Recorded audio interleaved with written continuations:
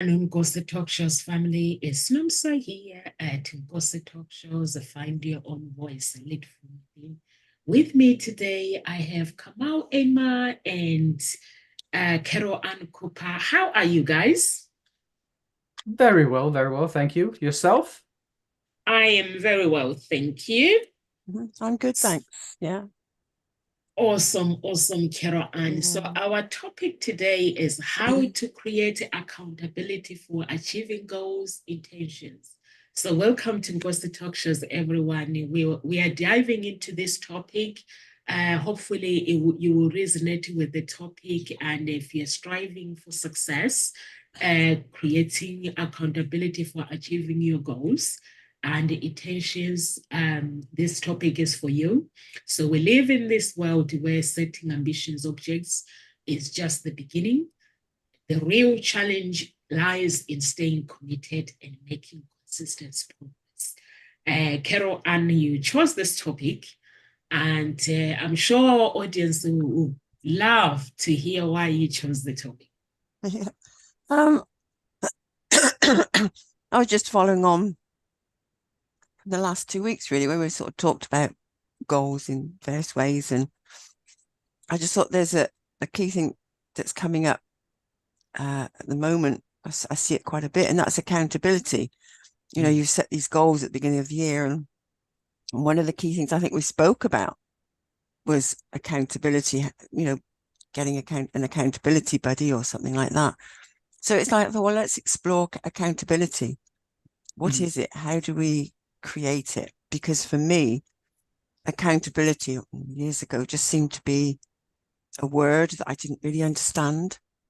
And I think I love what Steve Maraboli says. It's take accountability. Blame is the water in which many dreams and relationships drown. And I think we're so good at blaming others or blaming circumstances. And it just got me thinking, how often do I sort of maybe blame circumstances and I don't take accountability, or I'm expecting someone else to hold me to account. You know, I'm wanting someone else to jivvy me or something, you know, and I had a conversation quite a while, you know, a few years ago about it, and realized, well, why am I not taking accountability for myself? And holding myself to account. So it's all of those sort of questions really about accountability. What is it? How do we create it? And how important is it?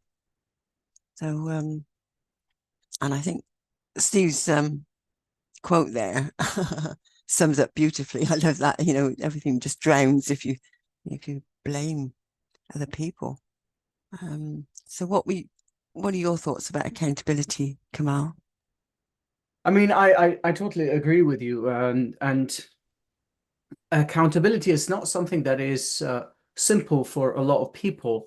There's a vast majority that think accountability is more, it's okay whenever it can be done, things can be done. However, of course, there's a deeper psychological background to it, and I think it's important to understand the psychology behind accountability, how it works, how it's not about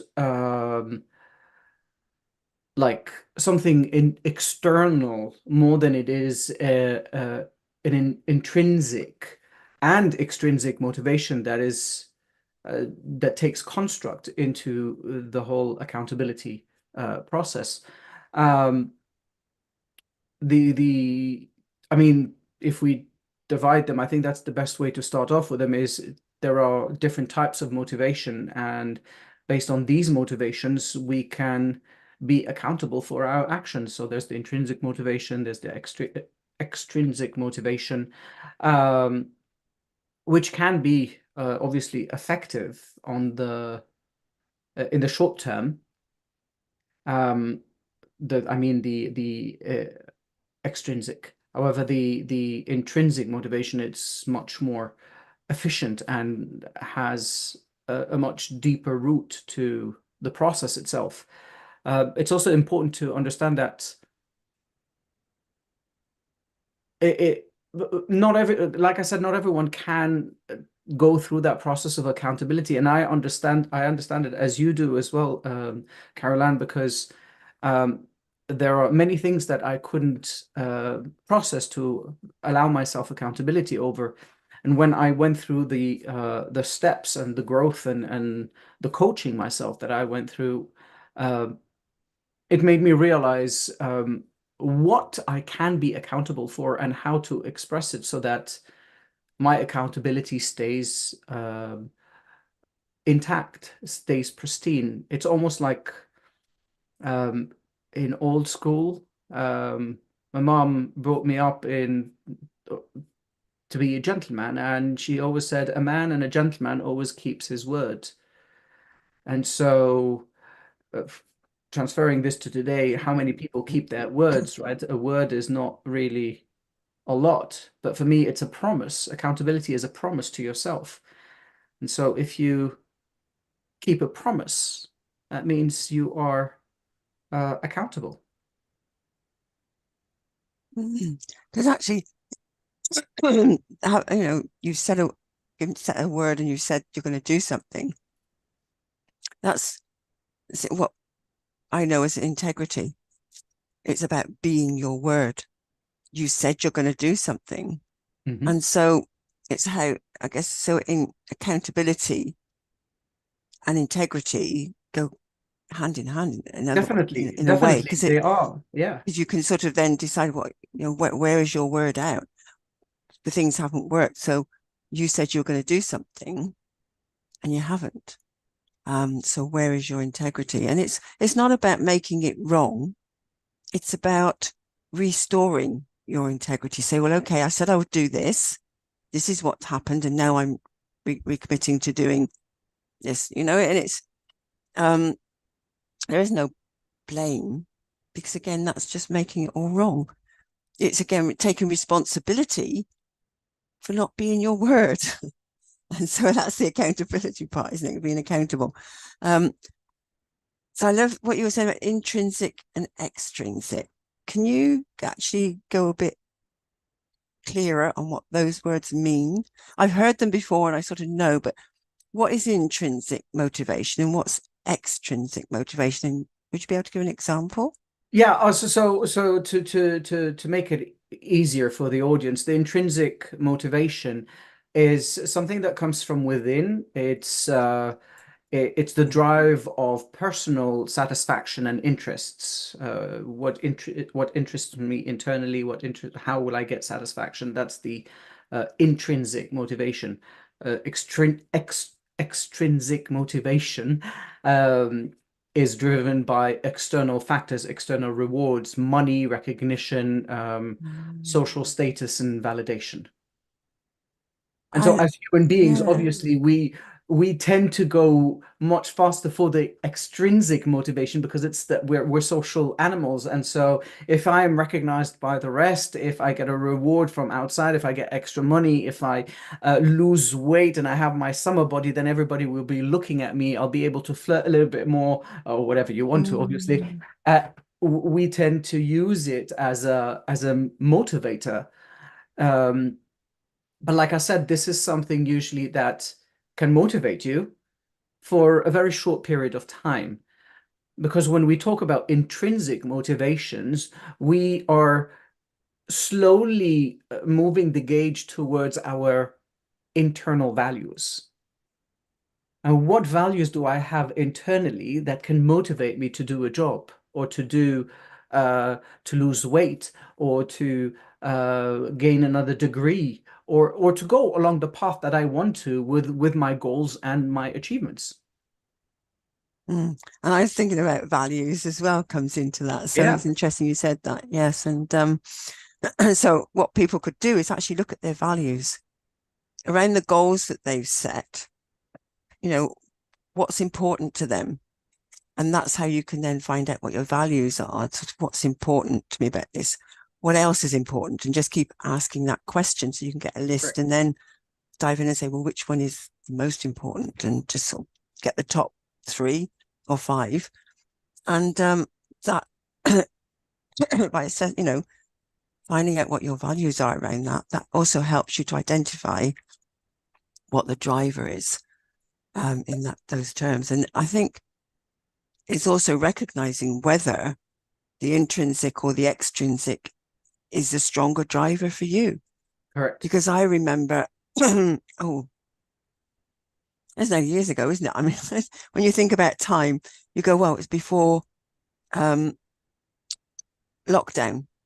Because I was trying to think of a time, I think, oh, a few years ago. But actually, when you think about how long ago lockdown was, all of a sudden it's like, probably about 5-6 years ago, maybe, that I was doing this, you know.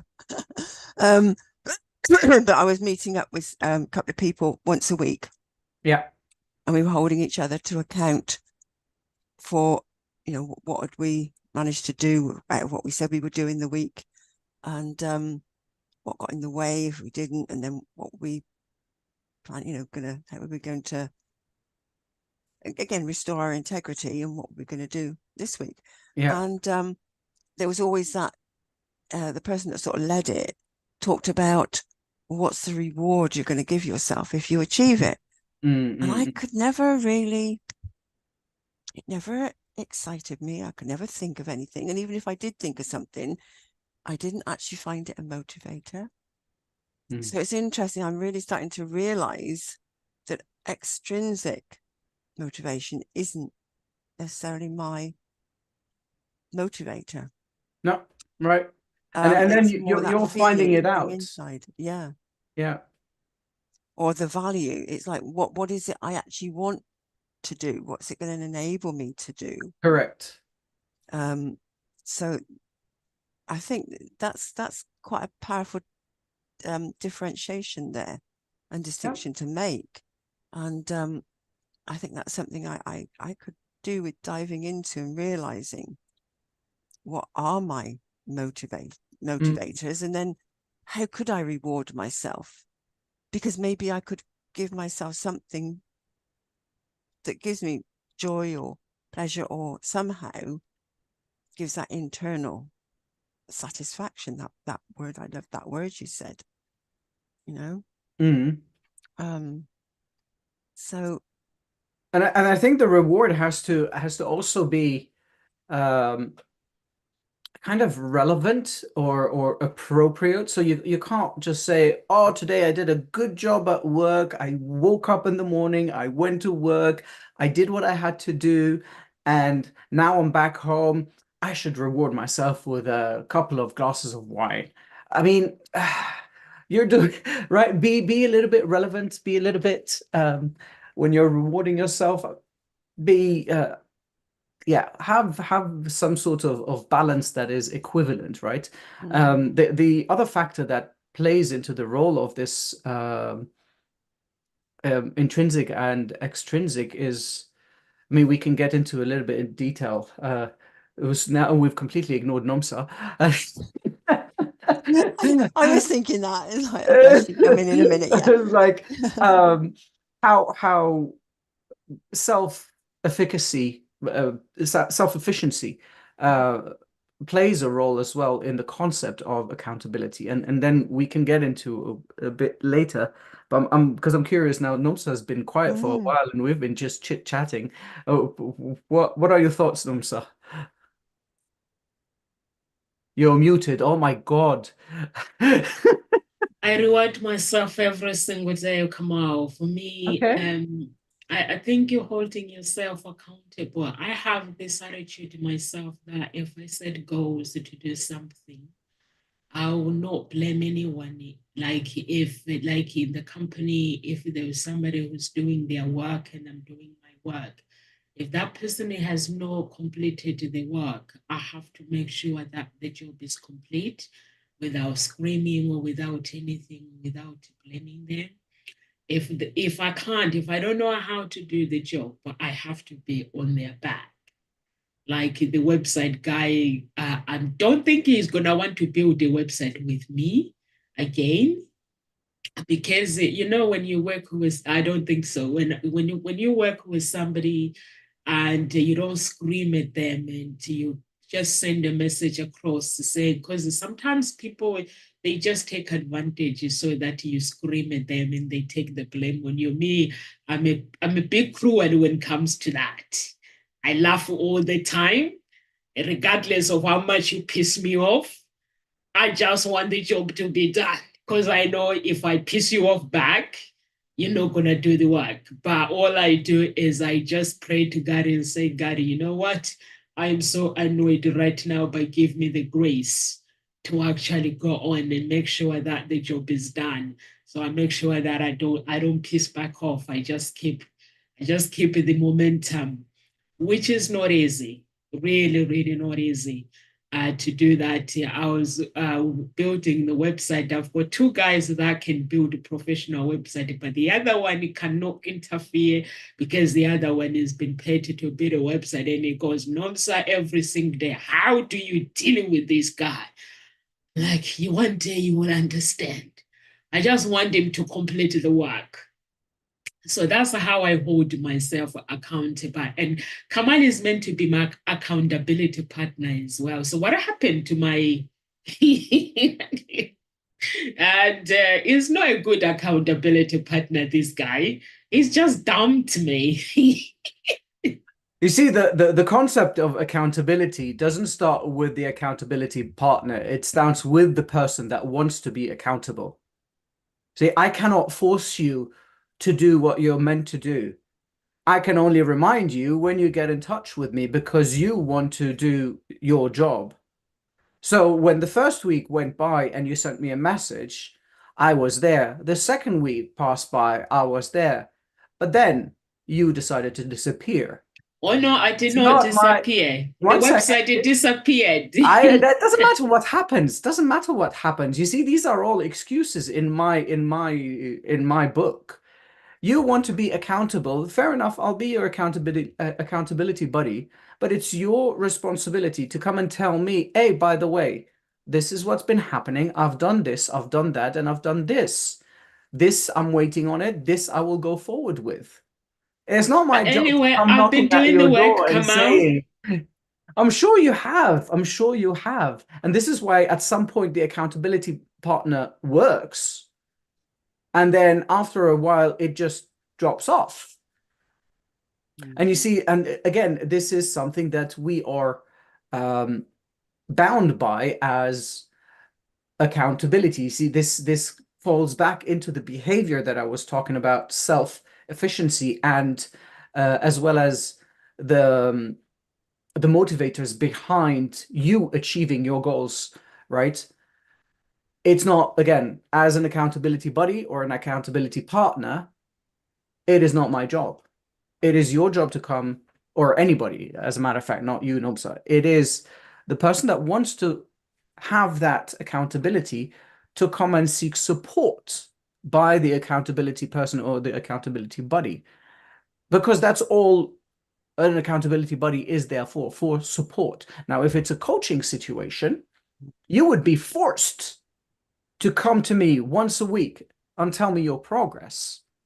But since it's not a coaching premise, then you have a little bit more liberty, right? And of course, when choosing an accountability buddy, it's very important to choose somebody that will, in a very crude way, whack you on the head to tell you, hey, wake up. Now, you know I do that. I tell you, no, this is wrong, this is rubbish, or I tell you off when I don't feel like something is right, or how you say something, or if you do something. You know, we have that transparency between each other, and I don't have a filter, to put it this way. And we're okay with that. However, I have to leave the reins to you at some point when you know that you can be accountable. And this is what you've done in this case, 2-3 weeks, and then you started doing the work afterwards on your own. I think that's an important distinction there, because Oh it's no, I something I wasn't on my realized own actually. about, if you're paying somebody, you're paying a coach, then that is what you're paying them for, to hold you to account. So they will be in touch. You've got to be in touch with them and they're the ones that will be jivvying you and saying, well, you said you'll do this, and you have or you haven't, and if not, why not, and what are you going to do about it? But if you haven't, if it is just like an accountability partner, that it's just that partnership, it took me a while to realize that actually it's down to me to take responsibility, to communicate. Well, if I haven't done it, I would like you to do this to chase me. If you haven't heard from me about it, say within the next week or in a couple of weeks, can you give me a call? Can you chase me? Let them know how you'd like it to work. Because I remember I've made quite a few accountability buddies quite wrong, because again, it's faded away, and it's like, well, I've held you to account at times, we've gone through it, but you're not holding me to account. And I realized I'm not taking responsibility and communicating to them how I was expecting it to run. Mm. And again, it comes down to communication. So how do you want the partnership to run? How do you want to be held to account? But ultimately, yes, it's your responsibility to drive the accountability. And I think that's is what we're saying here. And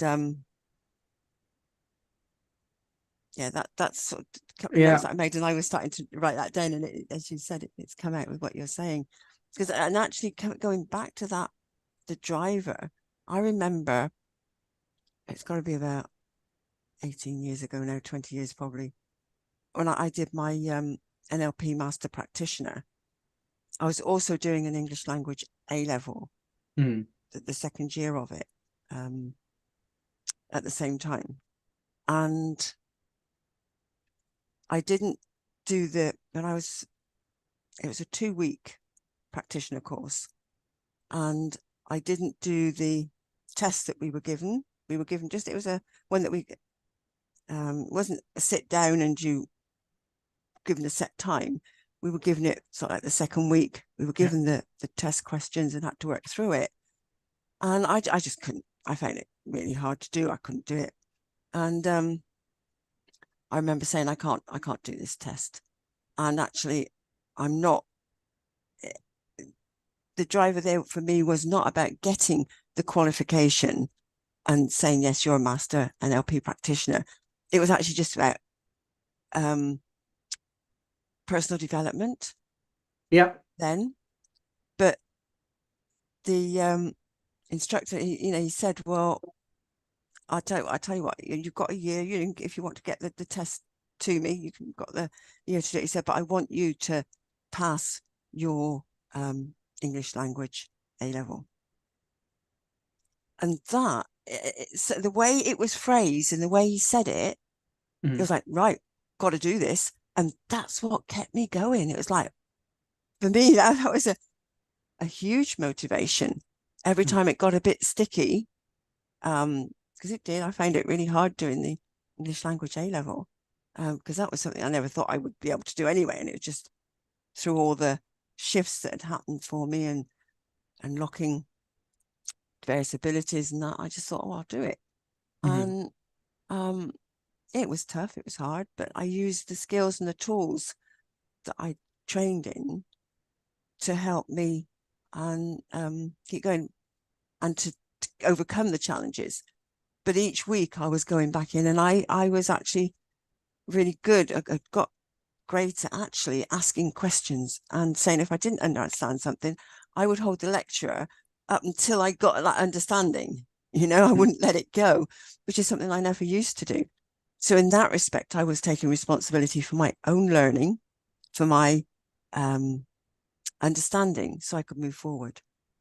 And that's one of my pet things. One thing that I really feel strongly about is when people blame teachers for not succeeding. For me, it's about you taking responsibility for your own learning, and not expecting someone else to do it for you, and to help and to get you to achieve. You have to take that responsibility. You have to be there and say, no, I'm determined to understand, and what is it that's stopping me, and ask the questions. And if you don't get the answers, you go back again and you ask a different question. It's always about asking a better question, because if you keep asking the same question, you'll get the same response. Absolutely. And you see what you're talking about here, and as a student of NLP, you must have heard of this. For the audience that haven't, you changed what we call an away motivator to a towards motivator. And this is another factor in accountability. For those of you who don't know what it is as humans, we're often drawn to or motivated by avoiding losses rather than achieving goals or gaining something. And that concept, we apply it to every goal that we have, and we apply it to our everyday life. You say, oh, I don't want to look this way when summer comes. I don't want to be a loser. We put that loss concept more than the gain concept into perspective, especially when we're setting goals and what we want to achieve. And that causes us, again, back to what we were saying last week. We're talking to ourselves in a negative perspective. We're talking to ourselves in the past. We're talking to ourselves in to avoid a loss. And so when we set our goals, which is what you did in your premise here. You set your goal, okay, so I want to do this. This is how I will do it. And you change the motivator into a goal achievement rather than a loss. And that's how the concept of goal settings can be reframing the objectives in terms of what you want to gain rather than what you want to lose. Yeah, yeah. And it's how sometimes some teachers can actually destroy the kids by not being negative as well, not being positive, because it is all about it's like my daughter was telling me, my oldest one was telling me that her French teacher made her cry. So her and her dad decided not to tell me. Apparently, me, I cannot be told the other things. So I was like, yes, you are right. You don't make my daughter cry. But for me, I don't scream or shout. I just put my points out there why I send my daughter to school. If my daughter is struggling with something, you don't have to shout at them, or their ways of communicating with the child. And I've had loads of speakers, motivational speakers, complaining about their teachers, how they made them feel that they were not worthy. And I think it's very, very important. Like if you have somebody that motivates you, or even if you come across with somebody, just to always be nice, because you will never know. You don't know the future. That person might end up being your president or your prime minister. Who knows? So I always say to people, never ever judge anyone, and also never judge yourself as well, because we are really, really guilty of judging ourselves, saying, I can't do this, I cannot do this. But that's why accountability partner comes in, somebody that you trust, somebody that you know that believes in you. And that is very, very important. For me, I have this attitude. I don't know whether how my dad, because my dad used to wake me up at 4 a.m. from the age of 9. We'll have a chat for 1 hour, and then he send me back to sleep just to talk to me about the responsibility of life, how I need to take my own responsibilities about things, not to expect people to do things for me. So I grew up with that attitude that if I want something, no one is going to hand it over to me. I'm going to have to do it myself, or I'm going to have to, if I need help, seeking help, I'm going to have to bite my tongue and go and seek that assistance. So that's the attitude that I have. And also just to do it. I've got homework from Saya, just remembered, and by the time we meet, I need to tell him how it's going. I don't need to tell him. So I need to have found people that conducted 100 people, clients. But I have not conducted one, but I'm going to do it today. So I have a thing like if I'm writing an assignment, I just give myself 2 days of staying awake all day, all night, and I will just focus on it. And I do not want to go back to it. When I go back to it, it means I'm doing my touch up. If I'm doing assignment, I bring the tutor. I ask the tutor, I ask the questions. What is your expectations when I'm writing this assignment? What do you expect from me? So they will tell me, some of them end up telling me the answers anyway, because I record them on Zoom. And I ask them, what do you expect when I'm answering questions? What do you expect? How do you want me to structure my essay? And what do I need to material? What do I need to use? And they will tell me, if you do this, you fail. If you do this, you fail. I need you to do this, to do this. So I record that. When I'm doing something, I go back and I just listen to what they expect of me. And now we have ChatGTP as well.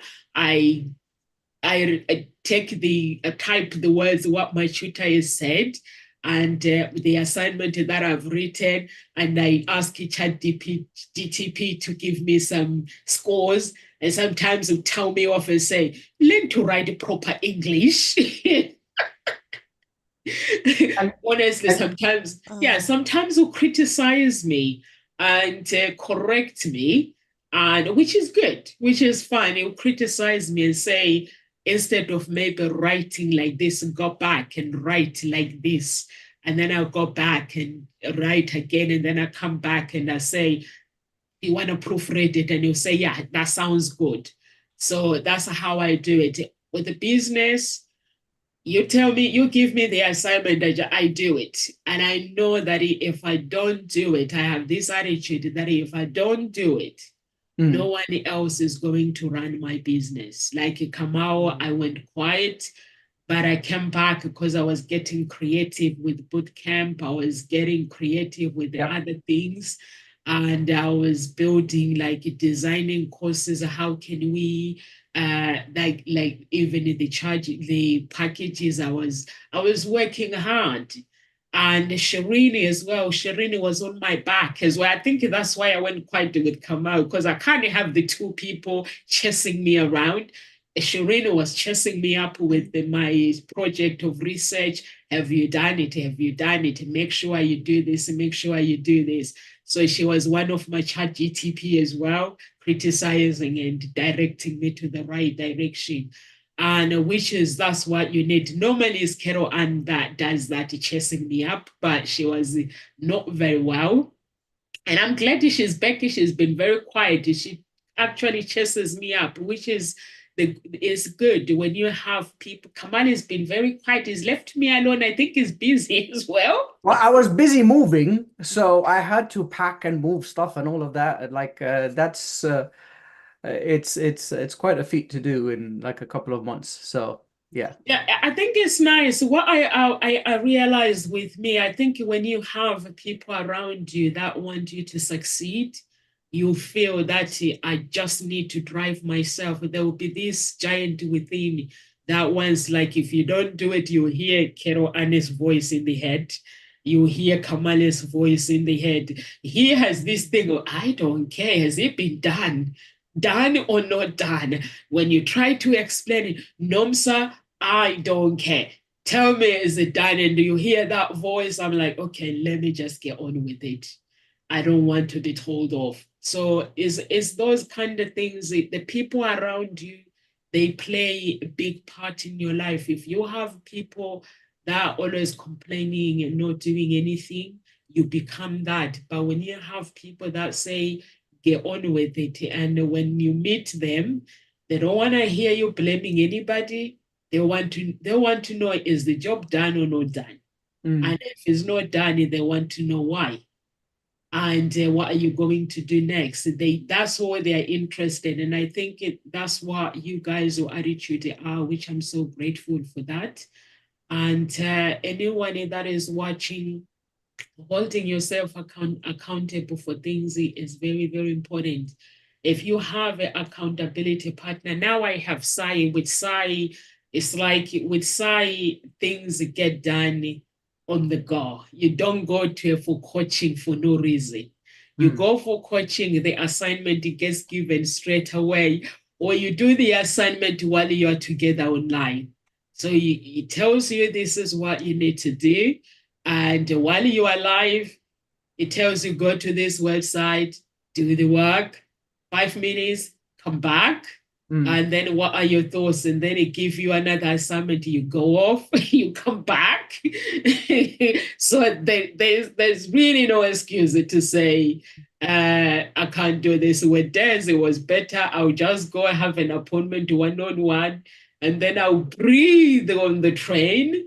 I'll get home. I'll have a few days to do things for 1 week, and then for a next quarter. But this one is got to be done now. And if it's not done, tell me when are you going to do it? And then when you finish, you do it straight away. If we like the website, the content of the website, it was being done while the website was being built. It was like he would say, write the content like this one, and then you go and write it, and then you show him and you approve it, and then send it to the web designer. That's how I built this website that is live now. And then I have a homework which I need to contact 100 people.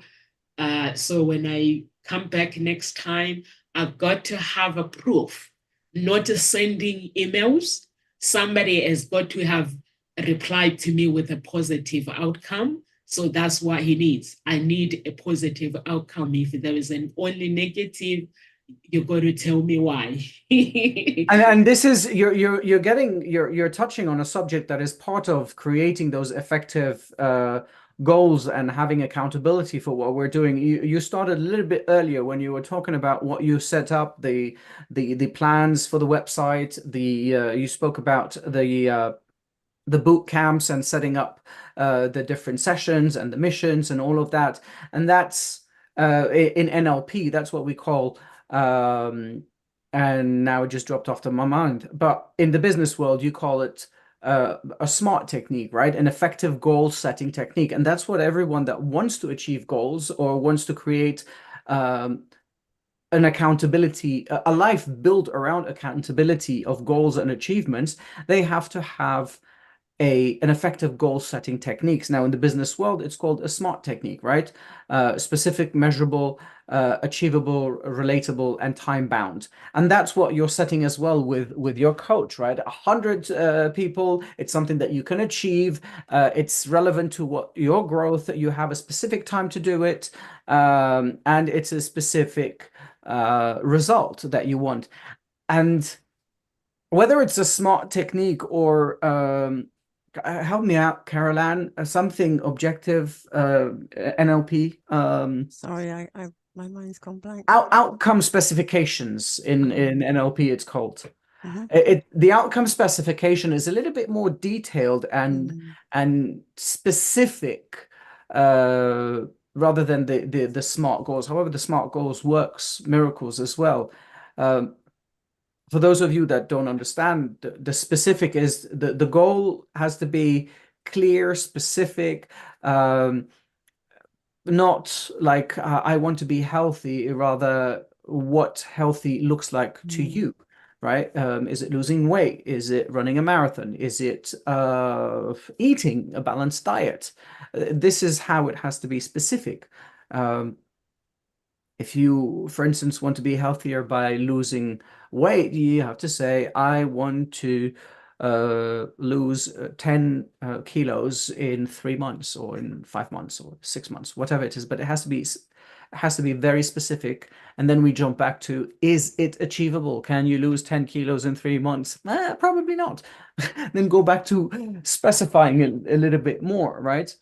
The measurable. The 10 kilos is actually the measurable part, isn't it? Because you can measure that. Exactly. Going to the measurable part is like the need, you have to be able to track it, right? To track the progress. So let's say you lose one kilo in 1 week. Can you maintain this? Can you continue this for how long? So if you continue on this premise, it will be maybe 2.5 months of, I don't know, something like that. Yeah, 2.5 months. And then you ask yourself, how will you measure that goal? Is there something with weight loss? It's simple. However, what about the work that you're doing, Nom? So how can you measure the work? Okay, so it's 100. How are you going to divide these 100 in 1 week? Is there a way to measure the progress and success rate of what you're doing? If you want to improve your personal skills, a specific skill, how are you going to measure your improvement? Let's say you want to learn how to play the violin, and you say, okay, I'm going to start going to a violin teacher, coach, or whatever, and you're going to have 1 session per week. How long will it take you to be able to play, a couple of songs? And how good are you going to be measuring yourself, not being measured based on the teacher's outcome? Simple ones. Okay, I want to gain knowledge of sales, and for that, I'm going to read this whole year. I'm going to read, I don't know, let's say, to make it simple, 12 books. That means 1 book per month. That means you have to stick to 1 book per month, right? So that's the measurable part. And then, since we talk about measurable and we talk about the specifics, we speak as well about the achievable part, obviously. Is it something realistic, or is it something like completely lost in your head, in your dreams? Some people consider goals that are completely unrealistic and irrelevant, which comes to the next part, the relevancy. Is it relevant to your life? Is it relevant to your purpose? Is it relevant to your growth as a person?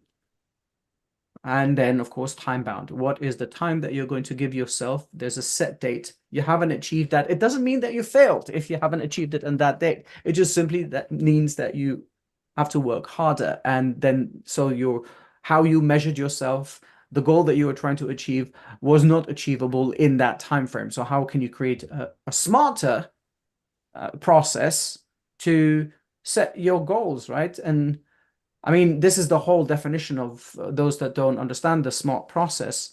In NLP, again, it's even more detailed. I think you go between 10 to 15 questions in detail of what kind of goal you want to set, right? It's balancing the difficulty level of what you want to achieve. Don't tell me you've been studying, let's say you've been a literary person, you've been studying history and literature for, I don't know, 10 years, and then suddenly, you know what, after 10 years, I want to be an astronaut, and you've got no clue whatsoever about physics and astrophysics and maths, and like, come on, be realistic. Start by taking the first step. Okay, I want to study maths and I want to get an A level. Okay, fine, fair enough. Do you have a B level? Yeah. Okay, so what do you have to do to get the A levels? And then so on and so forth. So, yeah. Sorry, I've been yapping about. No, but it's right. But it's about having a plan. It's creating that goal, but breaking it down into smaller steps and creating those steps. But also, it's about reviewing it. And so it's really setting yourself a schedule of how often are you going to review it. And that's up to you. You could do it daily, you could do it weekly, you could do it monthly, but it depends what you're reviewing and what your steps are. And again, it's not making yourself wrong if you don't achieve it. But it is also saying, well, what got in the way? Was it something I let in, or is it something that I'm now creating that as a story? And it's recognizing what is a story and what is actually justified. Okay, I had to put that aside for now, that goal, those actions aside, because I needed to focus on this. There's a sort of, I say justification, but there's a reason, and maybe you need to follow this path because in some way it supports your goals. Sometimes you don't realize until you've gone down that path and you've done whatever it is you were guided to do, and then you go, oh wow, that actually is supporting that, and you can go back to your goal. So it's just taking yourself back again, but have that plan of how often are you going to review it. What questions are you going to ask yourself with the review? What was it I said I was going to do? What happened? What are you now going to do, or what could you put in place to ensure that it doesn't happen again? And then what are you now going to do? And again, the time, over the time. And I know setting a time for something to be done by is something I always struggle with. I say struggle with, I hate, because I feel myself going, I want to do it in my own time. I just like to take my time. I mean, God has his time, it's always in God's time, and it's never in the time that I want it. So, but sometimes there are factors that say you can't push it. Like if you've got an exam, or you've got something that needs to be handed in, there is a deadline to it. So if you struggle with deadlines, get used to somehow, what is it that stops you or gets you to push a deadline? Maybe do some inner work. Do get a coach or somebody that can actually work on that. What belief is going on? What limiting decision did you make at some point that would have you push, it's pushing a boundary, isn't it? It's pushing a deadline. Someone set a boundary. How often do you push boundaries? And then you could put that back again. And how often do you let people push your boundaries? There's a whole lot of ways of playing around with this to see, well, what is it that stops you moving forward with your goals? So first of all, set yourself a day or a week or some time where you're going to review. And I was with a friend of mine, we were reviewing monthly, and then we've stopped. And I think it's something I need to bring back in again, because I'm not reviewing. Well, I'd say the last 6 months hasn't been possible, but I think that's something I'm going to start looking at again now. How can I start reviewing? Well, what was it I said I was going to do this month? What have I achieved? What is my own, main goal that I want to achieve? And don't let yourself be told, oh gosh, that's a big goal. Let it be a big goal. But what are the steps that you can take to achieving it? Like I'd set myself that goal when I came out of hospital, to walk to the station, up the stairs, onto the train, and go into the city, into London. I live just outside the city centre itself. And I was told, gosh, that's a big goal.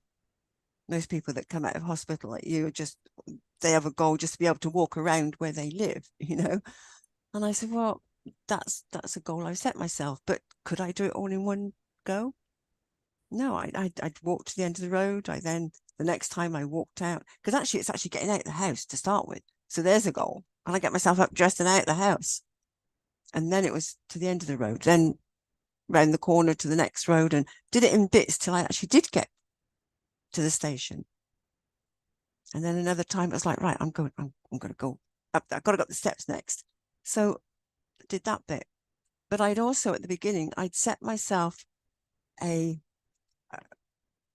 goal, and I'd messaged a friend and said, I've set myself this goal to get into the city. And can we meet up? And I'd set a date, December the 30th it was, which gave me about 6 weeks to 6 or 7 weeks to get up and be able to do that, to get in and meet up with her. And she said, yeah. So for me, that was a great motivator, because the reward would be, I could have a hug, I could see someone in person, And so there's that more such inner, I think that's an intrinsic factor there as well. So, and I did it. I got there, made it, and it was just such a beautiful time to be in person again with somebody, talk, have a hug, that physical. I love hugs. There's something quite magical and healing with a lovely hug. So yeah, break it down. And every time I achieved that little step, I celebrated. It was like, yes, done it, yeah, so do celebrate, because that's key to anchoring in that excitement of what you've done. So Jed, set a review period. Any other suggestions of how you can create accountability for achieving the goals? Anybody? Yeah, Nomsa hasn't learned. Yeah, there you go. Yeah. For me, what I would say is if you set up your goals and if you don't reach that target, don't get wind up about it. Keep going. Because sometimes we get wind up, or if you give yourself like, I'm gonna do this goal for Amanda we were talking about something similar, and Amanda suggested that for her to be able to achieve things, she'll put like, instead of 2 days, she'll put 1 week, so that she has plenty time to actually finish what, she has the bad days on one day, she knows one of the days that she's just gonna sit down and finish her goals. And for me, what has worked for me is setting up goals. There are some goals that I'm very spontaneous about, the big ones. I don't sit down and create them. I don't plan them. When the Holy Spirit comes in and tell me that this is what I need to do, I get on with it. Like it would come, I didn't plan it. I found myself typing on the computer, this is what is going to happen in this city, and it's finished. I send it to the website designer. And now I need to go to step 2 now. When does that begin? To go actually do the boot camp. This is where the trick will come in, where people just have to be ready, because when I say next week we're going, that's where we will be going. So I don't plan it. Those goals I don't plan, guys. I'm just going to be transparent that I don't plan those big goals. I don't plan it. And there's so many things that are happening like spontaneously that I don't plan. It's like when I won that coaching thing with Sai, the idea was me going to Sai's Zoom and then coming out for prayer for some reason. And the Holy Spirit went, no, Sai, you're not coming out here. You're staying here.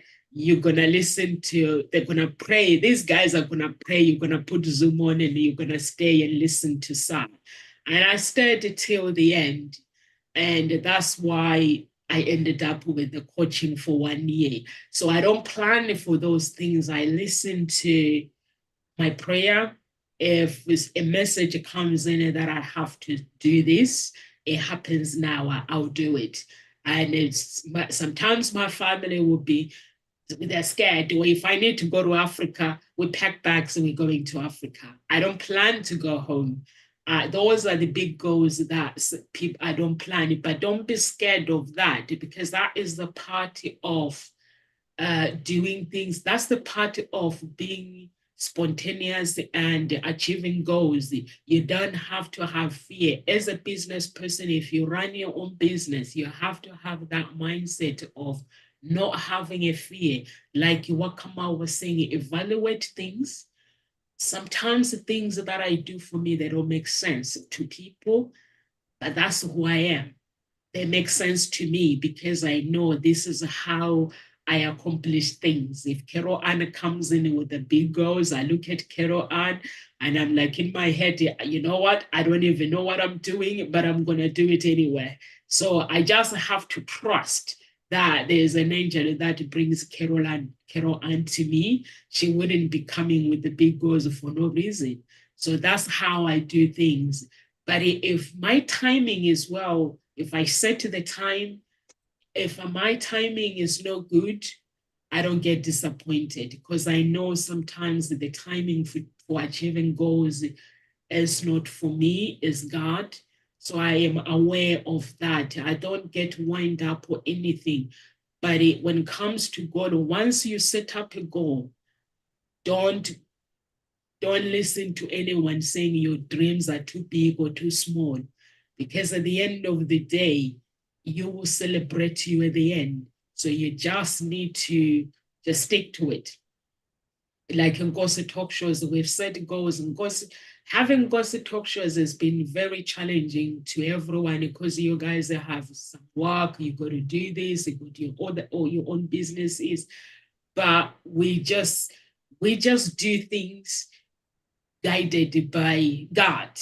And we know eventually we're going to get there. When we do get there, where we need to go, that's when we're going to sit down and we're just going to, people will be like, we'll be tell it real, the journey, how the journey is going through. It's like Kamal, we've not seen Kamal for a few months now.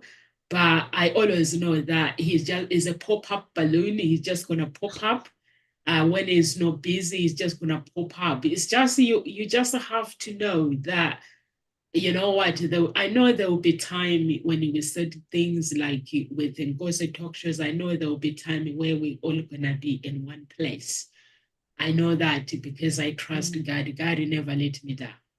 So I trust that. So I'm sharing this guy's audience that when you set goals, don't give up on your dreams regardless of whatever you go through in life, you don't give up your dreams. Even people tell you that you're not good enough, never ever give up. Just keep going. Regardless of pain or anything, just keep going. I am the example. I think you guys know that this website that I've built is the third one.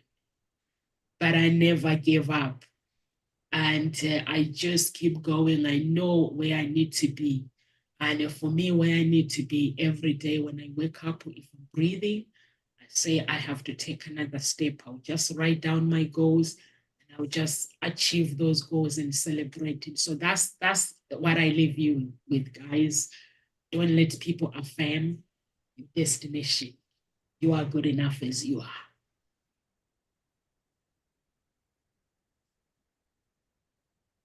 Is there anything you wanted to leave people with, Kamal? No. Yeah. Sorry, I just didn't hear for some reason. Yeah, I do have a few things to say to the audience. I would love for everyone to remember that accountability is not about ticking boxes or meeting social standards. It's about your own alignment of your values, your actions. It's about taking ownership of your life by actively shaping your destiny, right? If you choose the outcome specifications, if you choose the SMART goals, if you choose to adapt the goals and the obstacles that come along the way, you are still contributing to achieving your goals and self-empowerment. Like you, the journey to achieving goals is about self-discovery.